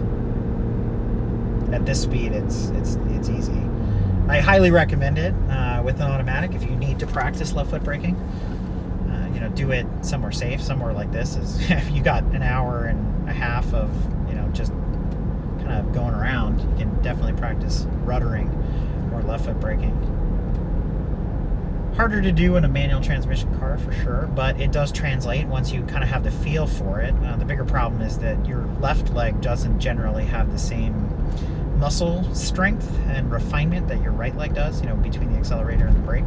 So you have to practice that. The first time you left foot brake, you're gonna put your nose on the steering wheel from braking too hard. Especially if you're coming from a manual transmission vehicle. And more so if you have a manual transmission with a heavy clutch because you're used to really pushing on it. Then I'm thinking about older Trans Ams and Mustangs or even Porsches with cable clutches, which are really, really heavy. Yeah, the first time you try to left foot brake, it's gonna be like, oh man, hit your head on the windshield kind of thing.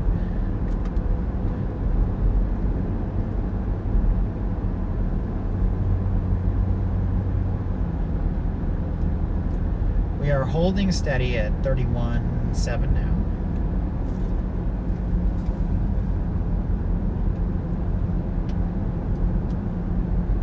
There's my apex. And back into the cruise control on exit.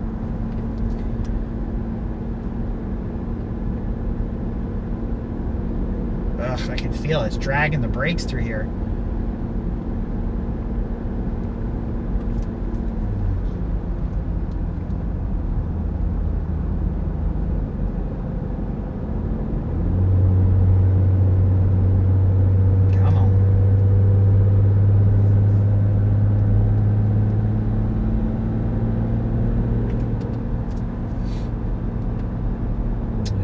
Flicker of 31.8 back to 31.7. So it looks like we are clawing back that pit stop that we were forced to take. So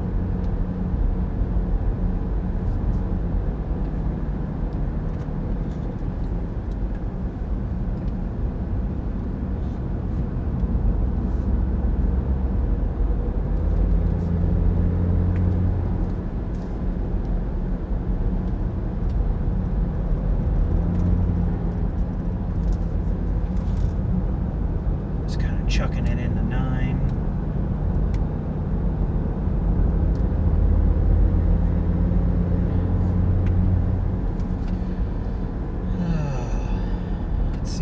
next lap is going to be 62.3 miles, 100 kilometers complete. They're bunching up down here. I see that Rivian. He's getting around the Corolla guy. We tangled with Corolla guy a couple times back at the beginning.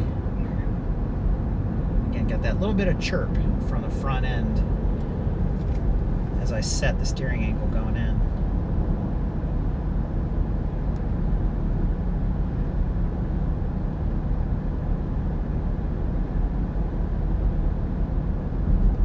Let's see, cross and start finish, 4:23.63, right where we want it to be. So we've had a couple missed laps in there, going a little bit faster, but we are consistent.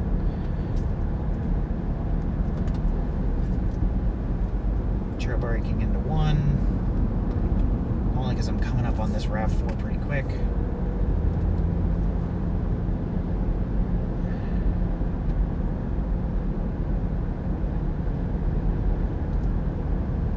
We're definitely going to pass you coming out of here because there's no way. There's no way.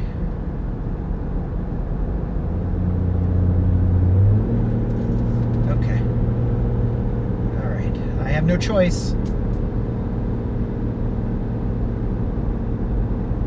He's got his windows down. We got ours up. We're in aero mode. We're trying to maximize everything. We got no AC on. I could turn the AC on. I don't think it would make a difference. It's actually not that bad. 75 degrees outside. Sunny day.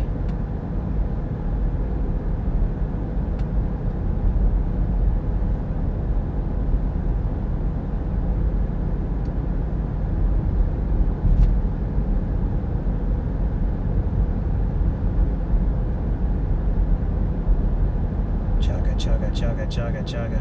Come on.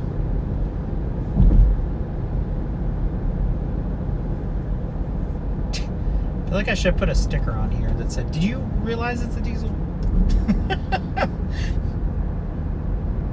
My other car is not an EV.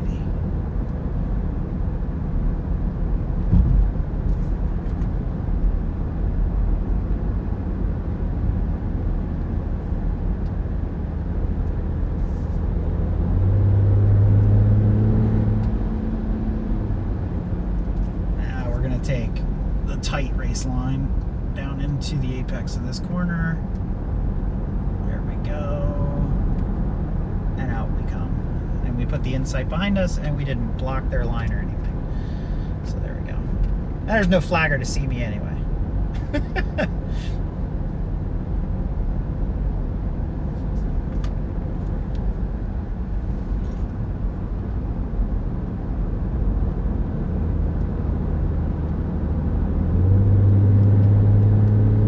Bye-bye. It's called boost.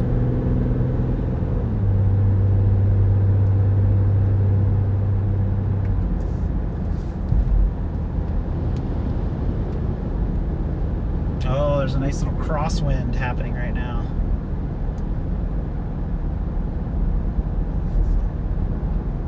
That is one thing that is a little sketchy sometimes in a vehicle like this. You get hit by a good crosswind, it starts to dance around, get pushed around. Oh, oh, oh, oh, look at this, look at this, look at this! Nobody's paying attention. Wow. We almost had a race incident. You see that?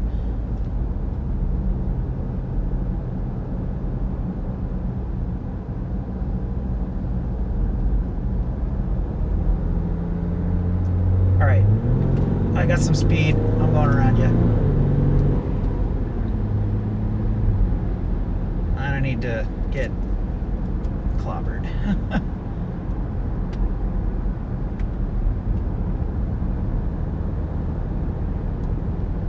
That Rivian is really big.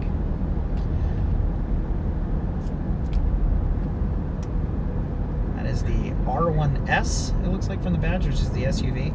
I do like those lights in the front. I think they're really neat. It gives it, I don't know what to call it. It's like, it's got like a little anime kind of face, or It kind of looks like a hippo, with these big nostrils. I don't know how to describe it, but it's pretty cool.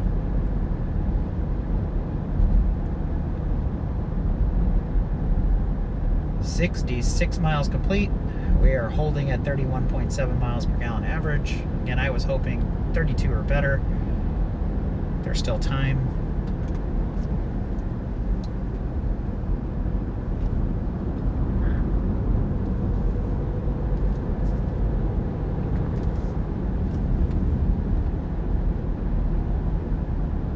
That Rivian fell way back. He got passed by the Insight, and he's got the RAV4 looking to overtake him as well. I can only imagine that turn 1 has got to be sketchy in that thing.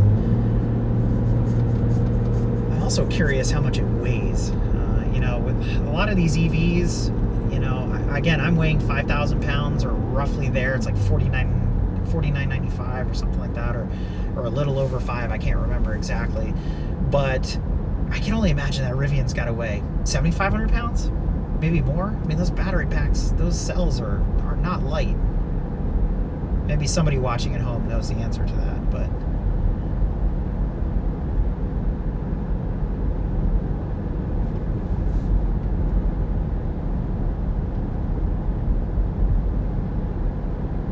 I really want to drive that Corolla here, not at this speed. Definitely want to drive that. That is a hot hatch right now, if there ever was one. 3-cylinder turbo, 300 horsepower. I believe available in all-wheel drive. I'm not sure US yet if available in all-wheel drive. I know it's available overseas, just like the Yaris was, the GR Yaris. Very cool car. Toyota's really in that phase right now of some really cool stuff, and I'm excited to see things like the Crown and the new Prius and whatnot. All the GR stuff is really neat. I mean, neither here nor there on the Supra. I mean, we all know underneath it's a BMW Z4, but it's still pretty cool. And in a world of AE86, or not AE86, GR86, Supra, and now Nissan Z in the mix, it's really cool to see those two-door sports coupes. But my money says the Corolla is more fun than the BRZ FRS GR86. Could be wrong. I know that having coached and driven the older BRZs, they can be a lot of fun, especially with superchargers and a lot of other stuff. They just lack horsepower, but they're, as I've said jokingly before, they're the Japanese 944. The 944s were a lot of fun. They didn't have any horsepower either. It's a well-balanced car, and handling is where it's at. But I mean, you give me 300 on tap, I don't know. That's a hard debate. Now, granted, your mom's Camry has 300 horsepower now too, so it's like everybody makes 300 horse.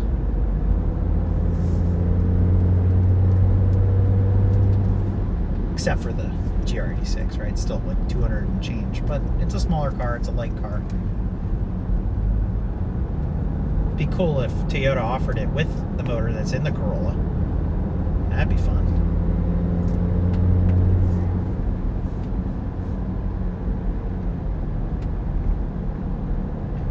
There was chatter in the paddock about them bringing the all-EV Toyota, because many people may or may not realize that Toyota is mostly hybrids. They do have a new collaboration with Subaru. It's the BR4E, if I remember the name correctly. And I talked to some people from Toyota earlier before the drivers' meeting, and they said there was supposed to be one here. There was supposed to be one kind of competing in the event, but they didn't see it. They didn't see it, with the rest of the fleet cars that had showed up. So it would have been cool to see that out here, see one in person. All right, last lap was 4:22.54, crossing the line at 4:20.93. So we've kind of lessened our lap time since the pit stop. I don't know what this Corolla thinks he's doing.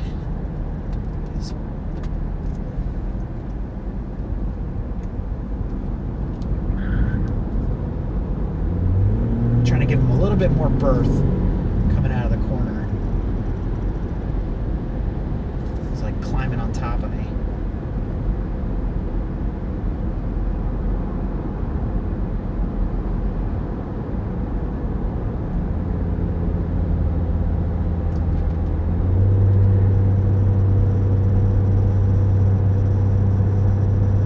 don't know if he's figured out maybe he can go faster in the fun places and go slower in other spots, and then he can get the same speed.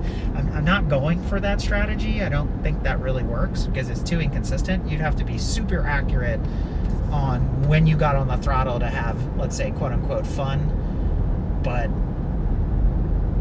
I mean, realistically, if everybody was maintaining a consistent lap time and you were equally spaced apart, you would never catch anybody. But every lap is different. That's part of the challenge. I just don't understand why, you know, he'd be clawing into me in turn 1.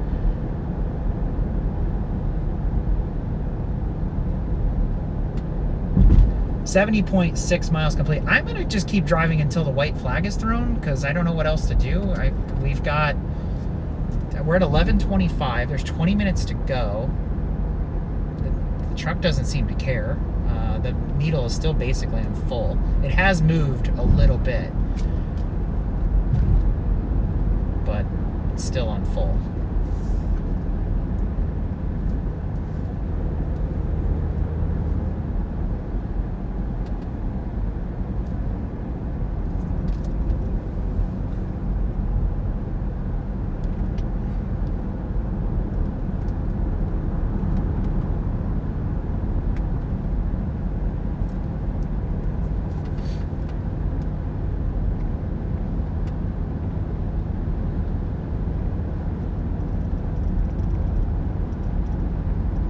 .9.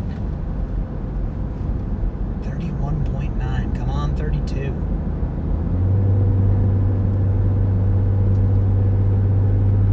Just to verify it's there. Oh, it just dropped. Oh, man.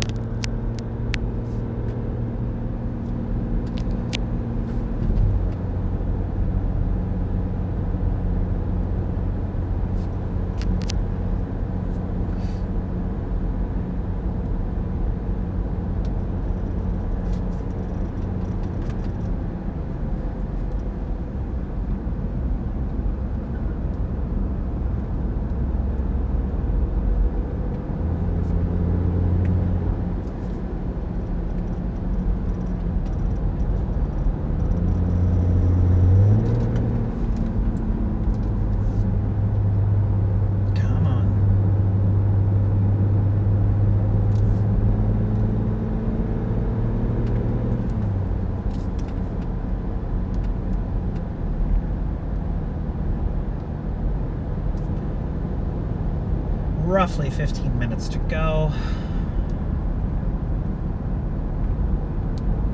They didn't say where they're dropping the flag. I can assume it's at start finish only because there's no flaggers out here. So little chirp from the front tires again.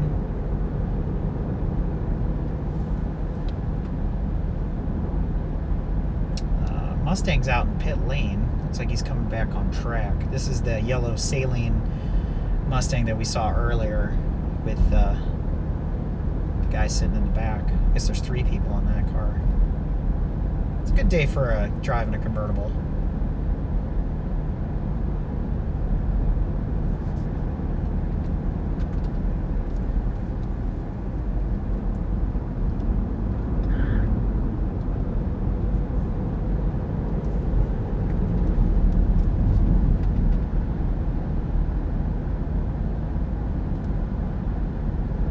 .9. I just got to show you guys. There it is. Come on, 32.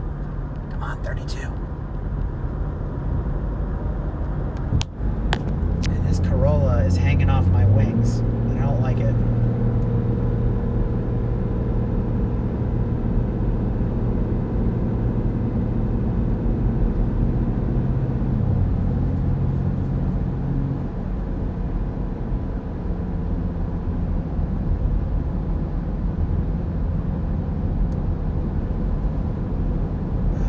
This one bit. Alright, we're gonna have to give it the beans here.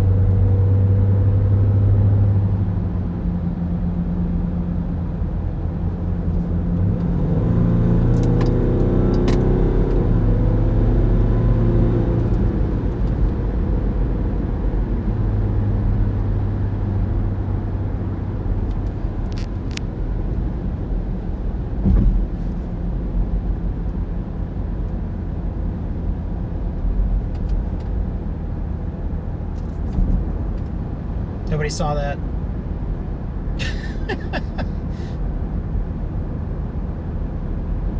It's gonna be like a 401.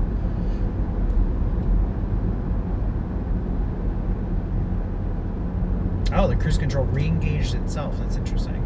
And every once in a while it does that.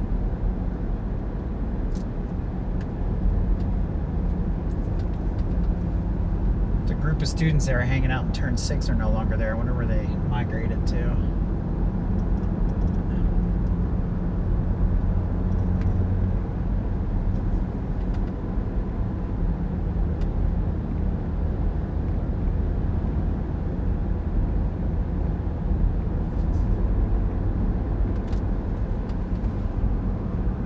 Chucking it into 7, trying to carry as much speed as possible.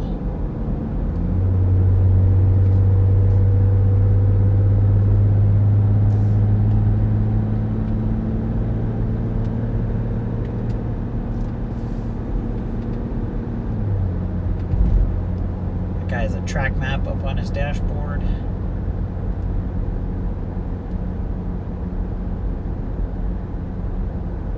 So I don't remember what year Prius it is that when they, I think they put a bigger motor in it, because if I remember, like the early ones were like a 1200 cc or maybe a 1400 or a 1.4 liter. I can't imagine going up steep hills if you're not on battery that it isn't like wanting to just go like completely backwards. Because it's not a super light vehicle, so. And these hills are nothing to sneeze at.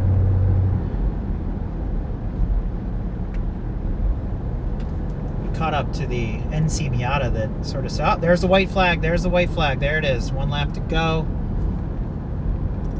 75.6 miles complete.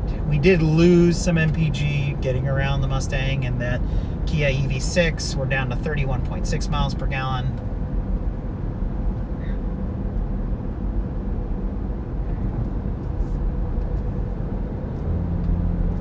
I don't think these guys next to me have seen me.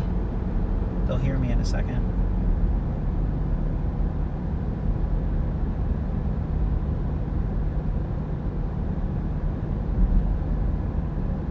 Oh, he backed way off. That just killed his lap time. 417 on that, despite the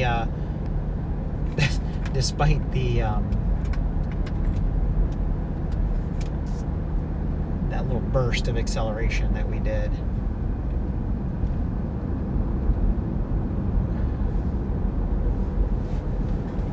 Gonna have to, I don't know why my mag charger isn't working, so I'm gonna try to hardwire in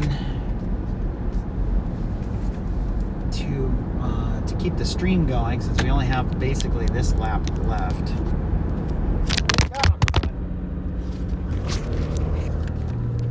Sorry about that, folks. We did catch the lightning, however. I am literally driving with my knees right now. Put you guys back up there. All right, we're back. Sorry about that. The camera will refocus in a second.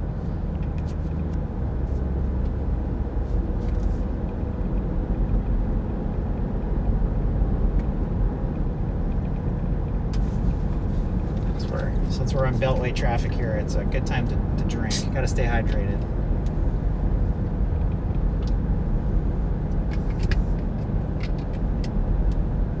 The guy in the lightning I took pictures of, he has this giant stuffed grizzly bear as his navigator. Absolutely hilarious. And it's in like Ford Motorsport, you know, gear, wearing a polo shirt and a ball cap and a bunch of other stuff. Really, really cute.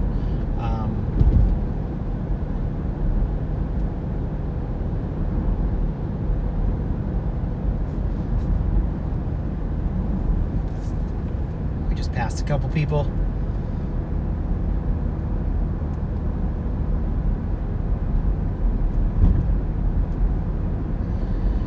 After this, we will have a short break, and then we are going to be broadcasting from the media center at Watkins Glen. They're going to be doing a tech talk, and then after lunch and the tech talk, there will be an autocross. So, and I will try to have the camera set up for that. It'll be pretty stationary, but you'll get to see some of the runs. Pretty small autocross lot. They're going to use what they call the East Paddock, which if you've ever been to Watkins Glen, it's that little lot after the little speed shop, if you know where that is, kind of at the end of the garage bays.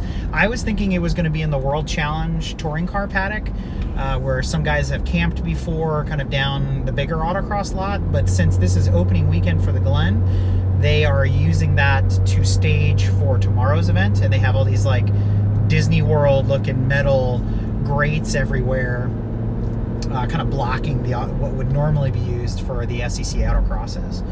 So a little different configuration than we were assuming, but either way, we will do our best to bring you coverage of everything that's going on today. And then after the autocross, later this afternoon, we will have the awards ceremony. So I guess we get to see how we did overall, and we get to see, I have a feeling we won our class, being the only diesel, but we get to see how we did overall, kind of stack ranking us against all the other cars out here in the Green Grand Prix. So it has been an interesting 78.6 miles. Again, averaging 31.7. Kind of clawed back that little burst of speed there from earlier. Checkered flag is out. I'll try to get it in view here as we come up. This is like the only flagger station that's actually manned on the track here is at turn 10. See him out there waving that checkered flag. Wave to the flaggers. Thank you. So we were instructed to come in and then go to pit, go to the tech shed.